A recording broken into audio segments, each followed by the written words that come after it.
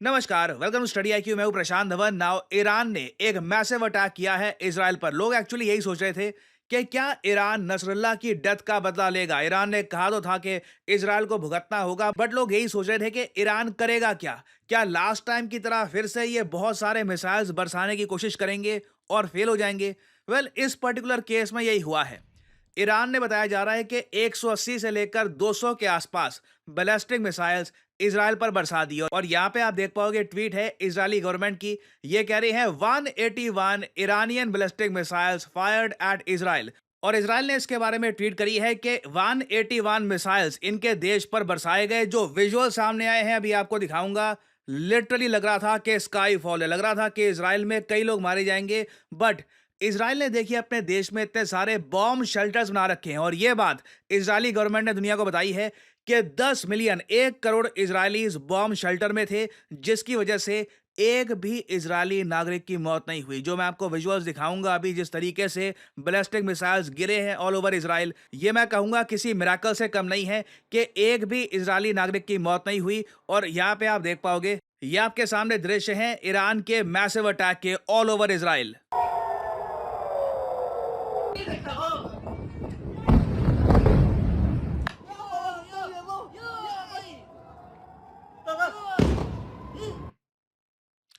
अब एक बात नोट करिएगा, बाहर एक आदमी नहीं है। एक्चुअली इजराइल की सरकार ने स्पेशल ऐप डेवलप कर रखी है। हर इजरायली नागरिक को मोबाइल फोन पे नोटिफिकेशन मिल जाती है कि बिल्कुल घर के बाहर मत निकलना, बॉम्ब शेल्टर में रहना, हमारे देश पे अटैक हो रहा है।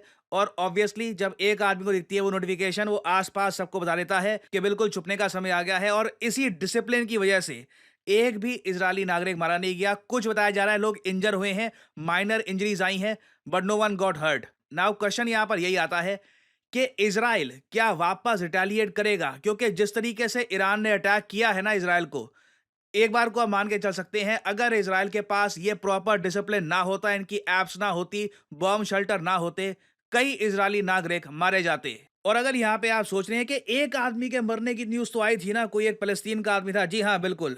अजीब बात देखिए कि इजराइल का एक भी आदमी नहीं मारा गया। एक फलस्तीनियन आदमी था जेरिको में, ये मरा है, और ये भी बहुत अनफॉर्चुनेटली मरा है। बैलिस्टिक मिसाइल सीधा इसके सर पे जाकर लगा, कोई विस्फोट वगैरह नहीं हुआ। इधर आप देख पाओगे, ये वो आदमी है, और ये बाद का नज़ारा था।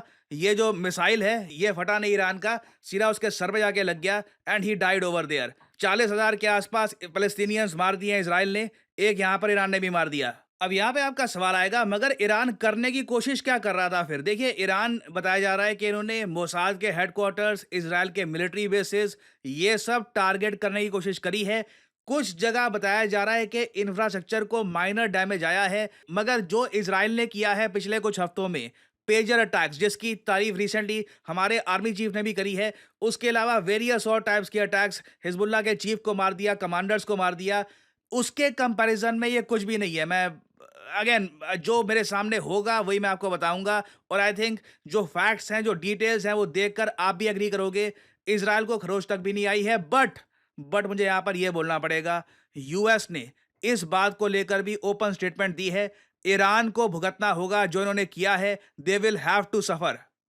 इधर आप देख पाओगे, यूनाइटेड स्टेट्स ऑफ अमेरिका ने ओपनली कहा है कि सिवियर कॉन्सिक्वेंसेस, बहुत ही बड़े परिणाम भुगतने होंगे ईरान को। अब ईरान भी सोच रहा होगा, आदमी एक नहीं मारा, और अब यूएस भी इजराइल के साथ कह रहा है कि इनको कॉन्सिक्वेंसेस भुगतने होंगे। ये कॉन्सिक्वेंसेस यूएस कह रहा है कि इसमें इजराइल और यूएस दोनों की पार्टिसिपेशन होगी, और दे विल मेक श्योर कि ईरान रिग्रेट करे कि इन्होंने ये अटैक किया क्यों है। और मुझे यहाँ पर थोड़ा बहुत बोलना पड़ेगा कि ईरान के आज के समय जो नए प्रेसिडेंट बने हैं ना, प्रेसिडेंट मसूद, लगता नहीं है कि इनके पास प्रॉपर एक्सपीरियंस है, ये प्रॉपरली समझ पा रहे हैं इजराइल और वेस्टर्न कंट्रीज को। क्योंकि आप खुद ही देखिए इनकी हाल ही में स्टेटमेंट क्या आई है। आप सबको पता है कि हमास का जो लीडर था, उसे ईरान की धरती पर इजराइल ने मारा था, ये पूरी दुनिया जानती है। नाउ ईरान के प्रेसिडेंट कहते हैं कि हमें अश्योरेंसेस दी गई थी, यूएस और यूरोपियन यूनियन ने ईरान को कहा था कि देखिए, हमास का लीडर, ठीक है इजराइल ने मार दिया, आप रिस्पांस नहीं दोगे उसका, आप रिएक्शन में कोई अटैक नहीं करोगे इजराइल पर, उसके बदले में ना हम एश्योर करेंगे कि अब इसके आगे कोई वायलेंस नहीं होगा। उसके बाद फिर पेजर अटैक होता है, हिजबुल्लाह के चीफ को मार दिया जाता है, कमांडर्स को मार दिया जाता है, और फिर ईरान के प्रेसिडेंट आके कहते हैं कि देखिए यूएस, यूरोपियन यूनियन के जो वादे थे, जो उनके प्रोमिसेस थे ऑफ ट्रूस के, अब देखिए अब शांति होगी, अब हमास के चीफ को मारने के बाद आप भी कुछ मत करना, इजराइल भी कुछ नहीं करेगा, बस पीसफुली रहते हैं। ये सब फॉल्स था। तो बेसिकली इनको बेवकूफ़ बनाया गया, इनको गलत एश्योरेंसेस दिए गए, इनको बोला गया कि अब कुछ आगे अग्रेशन नहीं होगा, उसके बाद मैसिव अग्रेशन किया, और अब ईरान ने जो फिर से इनके पास एक ही ट्रिक है, मिसाइल्स बरसा दो, ये मिसाइल्स बरसा दिए हैं। अब ईरान फिर से टारगेट में आ चुका है, और कोई बड़ी बात नहीं है, जो इनका न्यूक्लियर प्रोग्राम है ईरान का, उसको इजराइल अब ओपनली टारगेट करे। नाउ अगर फ्यूचर में और एस्केलेशन होती है, इजराइल जिस तरीके से कह रहा है कि ईरान ने बहुत बड़ी गलती कर दी है और अब ये पे करेंगे, ईरान भी सोच रहा होगा गलती अभी एक आदमी नहीं मारा, फिर भी एक बहुत बड़ी मिस्टेक हो गई है इनसे। खैर इजराइल डेफिनेटली कुछ ना कुछ बड़ा करेगा ईरान के अगेंस्ट, मोस्ट प्रोबेबली इनके न्यूक्लियर प्रोग्राम के अगेंस्ट। हमें इस सबसे क्या इम्पैक्ट होगा? सबसे बड़ा इम्पैक्ट ऑलरेडी हम देख रहे हैं, कच्चे तेल की कीमतें बढ़नी शुरू हो गई है। इससे देखिए पूरी दुनिया को एक इम्पैक्ट फील होगा इन्फ्लेशन का। ऑलरेडी हमने देखा है कि ऑयल प्राइसेस 4% बढ़ गए हैं, और अभी तक इजराइल की मिलिट्री ने ईरान पर कोई डायरेक्ट अटैक, इनके जो ऑयल रिजर्व्स हैं वहां पर कोई डायरेक्ट अटैक अभी तक किया नहीं है। अगर इसी तरीके से तेल की कीमतें बढ़ती हैं, इससे देखिए भारत के बजट पे इम्पैक्ट पड़ेगा, हमारी ग्रोथ पे इम्पैक्ट पड़ेगा। कोई बड़ी बात नहीं है, ग्लोबल स्टॉक मार्केट में एक बड़ी करेक्शन भी आ जाए इसकी वजह से। तो आने वाले कुछ हफ्ते मैं कहूंगा बहुत ही इंपॉर्टेंट रहने वाले हैं। हमें क्लोजली मॉनिटर करना होगा कि इजराइल क्या कह रहा है, इजराइल क्या करने का प्लान कर रहा है। और अगर मैं आपको बता दूं, इजराइल ने एक डायरेक्ट अटैक कर दिया ईरान पे, उस पर्टिकुलर केस में रशिया की डायरेक्ट एंट्री हो सकती है इस कॉन्फ्लिक्ट में। रशिया एक बहुत ही बड़ा सपोर्टर है ईरान का, इवन चाइना।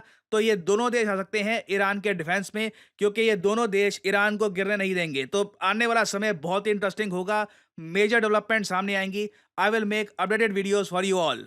और फाइनली यहाँ पे मैं आप लोगों से एक सवाल पूछूंगा। देखिए, भारतीय वायुसेना को मिल चुके हैं एक नए एयरफोर्स चीफ। आपको बताना है कि who is the new air force chief of India. ये है यहाँ पे आपकी ऑप्शंस: राकेश सिंह, एपी सिंह, महमूद अली, या फिर none of the above. Comment section में करिए उत्तर। जो लोग देंगे सही आंसर, उनकी कमेंट को मैं हार्ट दे दूंगा, ताकि बाकी लोग समझ पाएं कि सही उत्तर क्या है। एंड फाइनली आपके लिए एक इंपॉर्टेंट मैसेज, आप किसी भी एग्जाम की तैयारी कर रहे हैं, study IQ is with you.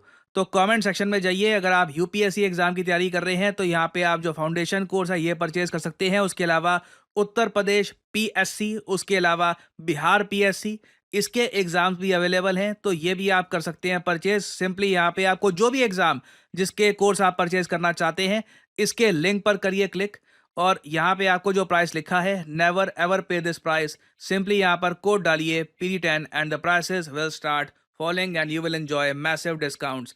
किसी भी कोर्स में you can use the code PD10 and save your hard earned money. So इसी नोट के साथ ये है वीडियो का अंत। Thank you for listening, and as I always say, may the gods watch over you.